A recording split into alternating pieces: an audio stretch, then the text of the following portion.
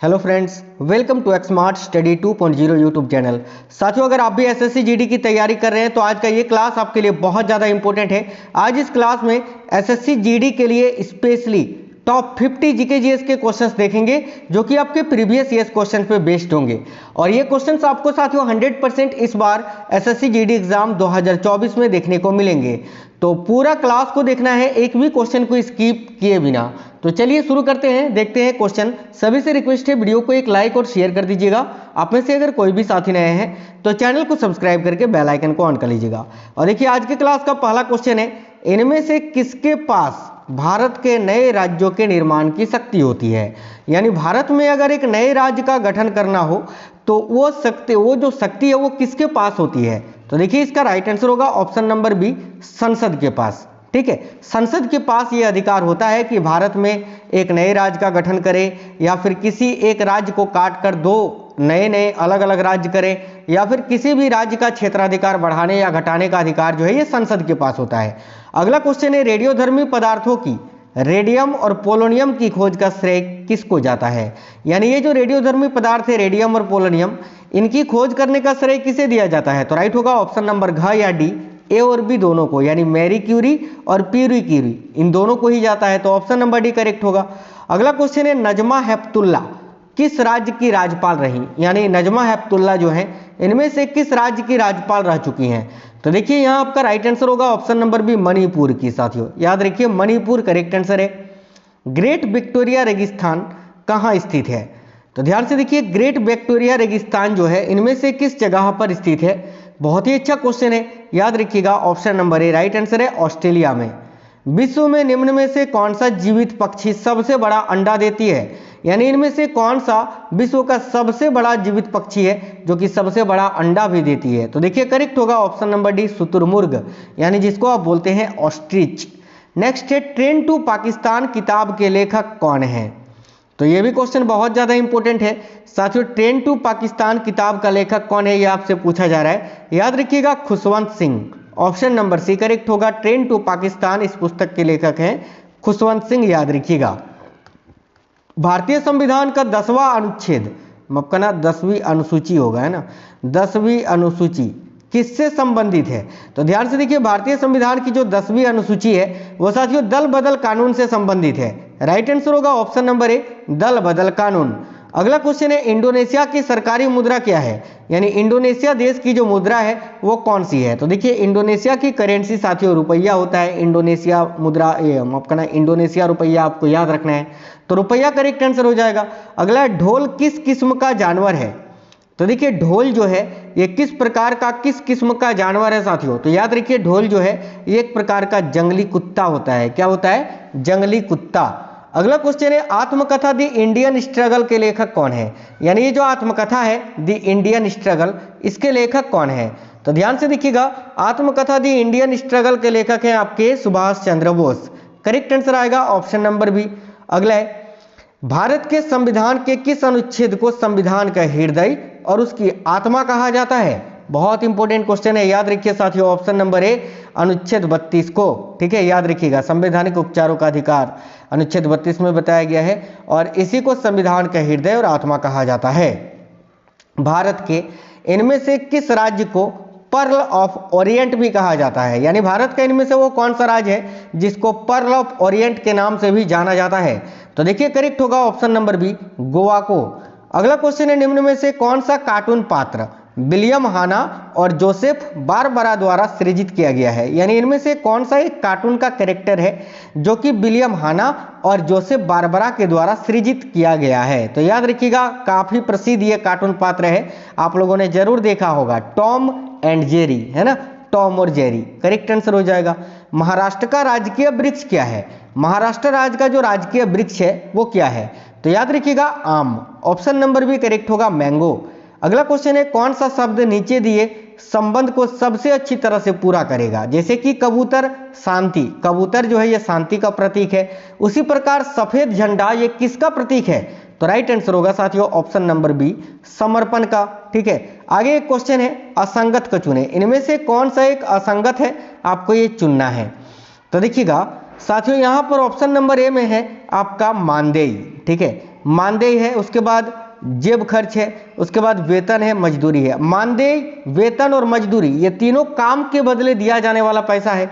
बाकी जेब खर्च यानी पॉकेट मनी जो है ये आपको घर के परिवार के द्वारा बिना कुछ किए ही मिल जाता है ना, तो ये जो है अलग है, तो ऑप्शन नंबर भी करेक्ट हो जाएगा। अगला है वैट का विस्तार क्या होता है, यानी वैट का फुल फॉर्म क्या होता है। तो देखिए वैट का फुल फॉर्म होता है value added tax. Option number भी करेक्ट होगा, वैल्यू एडेड टैक्स।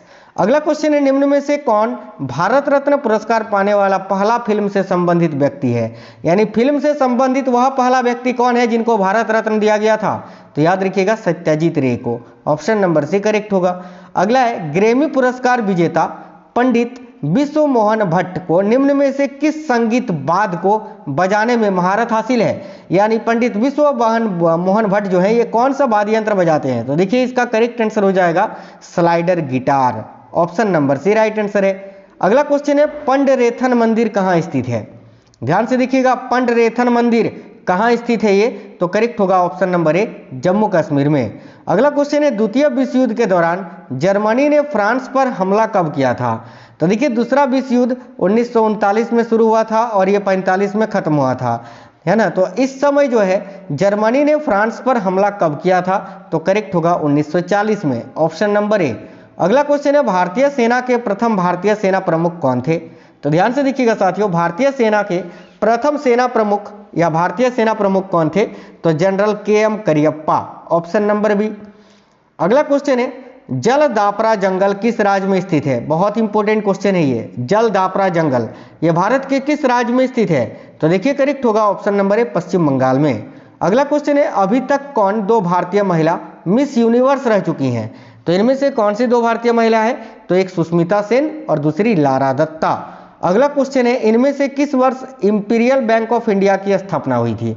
तो देखिए स्टेट बैंक ऑफ, देखिए आप जो साथियों एसबीआई बैंक कभी जाते हैं, स्टेट बैंक ऑफ इंडिया, इसी बैंक का ये पुराना नाम था। यानी स्टेट बैंक ऑफ इंडिया को ही पहले इंपीरियल बैंक ऑफ इंडिया के नाम से जाना जाता था। इसकी स्थापना कब हुई थी, तो 1921 में। Option number A. इनमें से किस वर्ष मदर टेरेसा का जन्म हुआ। तो मदर टेरेसा का जन्म कहां पर हुआ था, तो देखिएगा 1910 में। किस वर्ष आपसे पूछा था, तो 1910 में मदर टेरेसा का जन्म हुआ था साथियों, ठीक है। कहां पर, तो मकदूनिया में, याद रखिएगा। ऑप्शन नंबर सी यहां करेक्ट होगा, याद रखिए 1910। नेक्स्ट, इनमें से किस भारतीय महिला ने पहली बार 2010 में मिस अर्थ का टाइटल जीता था। तो पहली बार जो है मिस अर्थ का टाइटल 2010 में किसने जीता था, तो याद रखिए निकोल फारिया ने। करेक्ट आएगा ऑप्शन नंबर सी। इनमें से किसका पुत्र औरंगजेब था, यानी औरंगजेब के पिता का नाम क्या था, यह आपसे पूछा जा रहा है क्वेश्चन में। तो ऑप्शन नंबर घ या डी, शाहजहां, याद रखिएगा। इनमें से किसने छायावाद नामक ग्रंथ लिखा है। तो देखिए छायावाद नामक ग्रंथ के लेखक कौन है साथियों, तो याद रखिएगा Sumitra Nandan Pant. Option number B correct हो जाएगा। यूनेस्को के सदस्य देशों की संख्या कितनी है, तो यूनेस्को में शामिल सदस्य देशों की संख्या 195 है। ऑप्शन नंबर बी राइट होगा। मोहम्मद बिन तुगलक ने दिल्ली पर कब से कब तक राज किया था। तो देखिए मोहम्मद बिन तुगलक का कार्यकाल आपसे समयकाल पूछ रहा है, तो 1925 से लेकर 1325 से लेकर 1351 तक इन्होंने दिल्ली पर शासन किया था। तो ऑप्शन नंबर ए राइट है। अगला, इनमें से कौन पूंजी बाजार का विनियामक है। इनमें से कौन सा एक पूंजी बाजार का विनियामक है, इकोनॉमिक्स का क्वेश्चन है। तो देखिए ऑप्शन नंबर डी करेक्ट होगा, भारतीय प्रतिभूति और विनिमय बोर्ड, यानी जिसको आप बोलते हैं SEBI, security exchange board of India. अगला क्वेश्चन है, इनमें से किस ट्रेन को हॉस्पिटल ऑन व्हील्स कहा जाता है। तो देखिएगा इनमें से कौन सा ट्रेन है जिसको हॉस्पिटल ऑन व्हील्स कहा जाता है। तो देखिए करेक्ट होगा लाइफ लाइन एक्सप्रेस को। Option number C. Qutub Minar की ऊंचाई कितनी है। भारत का सबसे ऊंचा मीनार है ये कुतुब मीनार, जिसकी कुल ऊंचाई है 72.5 मीटर। करेक्ट आएगा ऑप्शन नंबर सी। 1979 में मदर टेरेसा को किस पुरस्कार से सम्मानित किया गया था। तो साथियों देखिए 1979 में मदर टेरेसा को कौन सा पुरस्कार दिया गया था, तो शांति का नोबेल पुरस्कार। और 1980 में इनको जो है भारत रत्न भी दिया गया था, याद रखिएगा। चलिए अगला क्वेश्चन है, इनमें से किस स्थान पर कालीघाट होम फॉर डाइंग यानी निर्मल हृदय नामक जगह स्थित है, जो कि मदर टेरेसा से ही संबंधित है। तो याद रखिएगा कोलकाता में। रात के समय हवा की दिशा क्या होती है। तो साथियों देखिए बहुत इंपॉर्टेंट क्वेश्चन है ये। रात के समय हवा की दिशा जो होती है वो होती है स्थल से समुद्र की ओर। याद रखिएगा क्वेश्चन पूछा जाता है, स्थल से समुद्र की ओर। भारी जल का उपयोग मुख्यतः निम्नलिखित में से किसमें किया जाता है? तो देखिएगा भारी जल का उपयोग जो है ये मुख्यतः निम्नलिखित में किसमें किया जाता है? तो याद रखिए करेक्ट होगा नाभिकीय संयंत्रों में, ऑप्शन नंबर बी। अपने काल का महान संगीतज्ञ तानसेन किसके दरबार में थे? तो देखिए अपने काल का महान संगीतज्ञ तानसेन जो थे ये साथियों अकबर के दरबार में थे, ऑप्शन नंबर ख या बी करेक्ट होगा अकबर। अगला क्वेश्चन है इनमें से किस गवर्नर जनरल ने देखिए व्यापगत सिद्धांत का प्रतिपादन किया था? तो देखिए व्यापगत सिद्धांत का प्रतिपादन किस गवर्नर जनरल ने किया था? याद रखिएगा लॉर्ड डलहौजी ने, option number B. Haldi Ghati का युद्ध कब लड़ा गया था? देखिए बहुत ही अच्छा क्वेश्चन है ये। हल्दी घाटी का युद्ध अकबर और महाराणा प्रताप के सेनाओं के बीच 1576 में लड़ा गया था। राइट आएगा ऑप्शन नंबर बी 1576। अगला क्वेश्चन है ब्रिटिश ईस्ट इंडिया कंपनी का प्रथम गवर्नर कौन था? तो साथियों देखिए ब्रिटिश ईस्ट इंडिया कंपनी का प्रथम गवर्नर था थॉमस स्मिथ, करेक्ट आएगा ऑप्शन नंबर ए, याद रखिएगा। अगला इनमें से किसने भारत में वहाबी आंदोलन को शुरू किया था? देखिए वहाबी आंदोलन को किसने शुरू किया था? तो याद रखिए रायबरेली के सैयद अहमद ने, करेक्ट आएगा ऑप्शन नंबर डी। बालाकोट की लड़ाई किस वर्ष हुई थी? तो साथियों देखिए बालाकोट की लड़ाई जो है ना ये 1831 में लड़ी गई थी, याद रखिए ऑप्शन नंबर बी करेक्ट होगा 1831, बैटल ऑफ बालाकोट। अगला क्वेश्चन है कन्याकुमारी से मंगलोर तक के तटीय क्षेत्र को क्या कहते हैं? तो ध्यान से देखिएगा कन्याकुमारी से मंगलोर तक के तटीय क्षेत्र को क्या कहते हैं? याद रखिएगा मालाबार तट, ऑप्शन नंबर बी। भारतीय अनुसंधान संगठन इसरो ने वर्ष 2020 में सूर्य के अध्ययन के लिए किस भारतीय मिशन को लॉन्च करने की योजना बनाई थी, जो कि आपका 2023 में लॉन्च किया गया था? तो याद रखिएगा आदित्य L1 जो कि सूर्य अध्ययन का भारत का पहला मिशन है, याद रखिएगा। मुद्रा बैंक का उद्देश्य क्या होता है? देखिए इकोनॉमिक्स का क्वेश्चन है ये भी। तो मुद्रा बैंक का उद्देश्य होता है साथियों भारत में उद्यमिता विकास को प्रोत्साहित करना, ऑप्शन नंबर डी।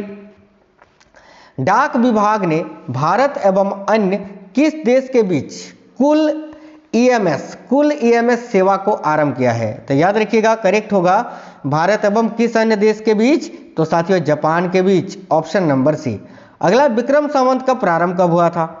देखिए विक्रम संवत का प्रारंभ कब हुआ था? बहुत ही अच्छा क्वेश्चन है, याद रखिएगा 57 ईसा पूर्व में, ऑप्शन नंबर सी यहाँ आपका करेक्ट आंसर हो जाएगा। चलिए अगला क्वेश्चन है जीपीएस नेविगेशन प्रणाली विकसित करने वाली कंपनी सुसंगत नेविगेशन जो है ये किसके द्वारा अधिग्रहित कर ली गई है, यानी इसको किसने खरीद लिया है? तो साथियों एप्पल कंपनी ने, याद रखिएगा ऑप्शन नंबर बी। आज की इस वीडियो में टोटल 50 जीके जीएस के क्वेश्चंस थे, आपके स्टैटिक जीके के मिक्स क्वेश्चंस थे और आपके हिस्ट्री ज्योग्राफी सारे साइंस से भी कुछ क्वेश्चन मिक्स थे। और ये एसएससी जीडी के लिए आपके रामबाण क्लास थी। डेली आपको एसएससी जीडी के लिए बहुत ही इंपॉर्टेंट प्रैक्टिस सेट करवाएंगे, उनको आप लोग जरूर से जरूर देख कर जाना ताकि जो है वो क्वेश्चंस आपको आपके पेपर में देखने को मिले। इस वीडियो को एक लाइक कर दीजिएगा, अपने सभी दोस्तों तक जरूर शेयर करिएगा। मिलेंगे साथियों आपसे नेक्स्ट वीडियो में, नेक्स्ट क्लास में, तब तक बिल्कुल स्वस्थ रहें। जय हिंद साथियों, वंदे मातरम।